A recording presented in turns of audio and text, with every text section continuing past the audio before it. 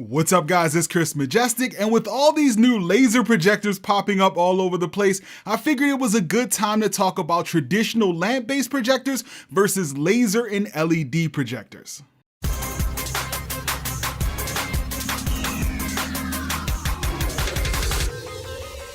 So LG was nice enough to sponsor today's video, and they make some fantastic laser and LED projectors, which I'll use for comparison in this video.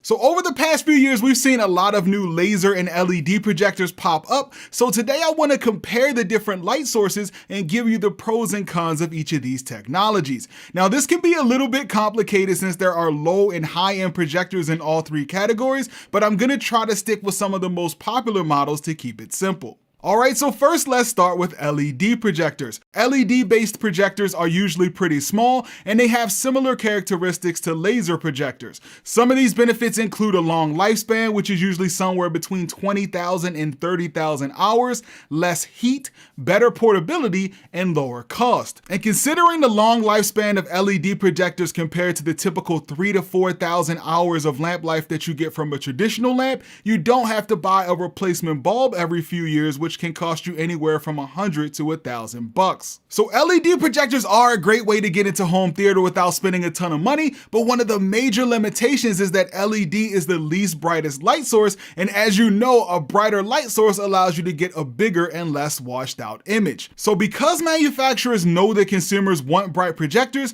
you'll usually see some insane brightness claims out there. Now to be fair, not all inexpensive LED projector manufacturers lie about their brightness, but the market is flooded with brands making insane claims like 6,000 or more lumens, and they're not anywhere close to that. Now I've talked about this in the past, but the one thing to look out for is ANSI lumens, which is an industry standard that gives us a more accurate measurement of projector brightness. So most of the LED projectors that cost less than $300 are usually somewhere between the realm of 300 to 400 ANSI lumens. So if you're expecting a movie theater-like experience, then you have to go with a little bit more expensive projector. So to put this into perspective, I'd say that any projector with less than 1,000 ANSI lumens works best with a small screen like 80 or 90 inches in complete darkness. And 1,000 to 2,400 lumens allows you to go with an even bigger screen in a dark room, and projectors with 2,400 lumens or more allow you to possibly use them in a room with some ambient light.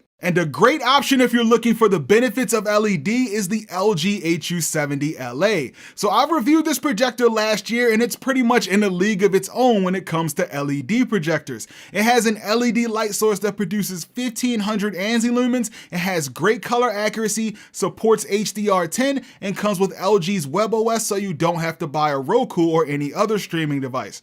So if you're looking for a projector that has a long-lasting light source, but you don't want to have to spend several thousand on a laser projector, then this is a fantastic option. The next light source I want to talk about is lamp-based projectors. So chances are if you've seen a projector in someone's house, it was probably lamp-based. Lamps are the most common light source found in long throw and standard throw projectors, and they have a lifespan of around 3,000 to 4,000 hours. Now as far as cost, these projectors are all over the place, but most budget units do cost less than their laser counterparts. Now some people might think that lamp projectors are inferior to laser, but they do have a few benefits over laser in some instances, which is why they're often used in high-end home theaters. So depending on the projector, lamp projectors sometimes have better black levels, better color accuracy, and lower cost than laser. So for example, take something like the Epson 5050UB, which is a $3,000 mid-range lamp-based projector. This projector is super bright and has fantastic color accuracy and black levels that are difficult for most mid-range laser projectors to match. The downside is that the cost is pretty much right up there with 4K laser projectors, and it's not true 4K.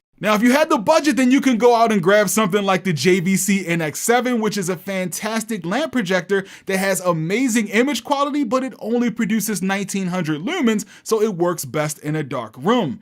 On top of that, it has an average lamp life of 4,000 hours like most lamp projectors, but the replacement lamp costs around $800. So if you're the type of person who watches TV for several hours a day, you could be replacing a bulb fairly often, which tends to add up over time. And if you go too long on the same bulb, it can start to turn yellow and even possibly explode. Alright, so this is where laser projectors come in. So there are two major types of laser projectors. You can get an ultra short throw laser projector, also known as a laser TV, or you can get a long throw laser projector. Now, even though they're not perfect, laser projectors do have a few benefits. The first benefit is one I mentioned earlier, which is lamp life. So like LED projectors, laser projectors usually have a lamp life ranging from 20,000 to 30,000 hours. And aside from lamp life, other laser projector benefits include a brighter image considering it's using laser as a light source, ultra short throw, also known as laser TV capability, and much faster startup time since a bulb doesn't have to warm up.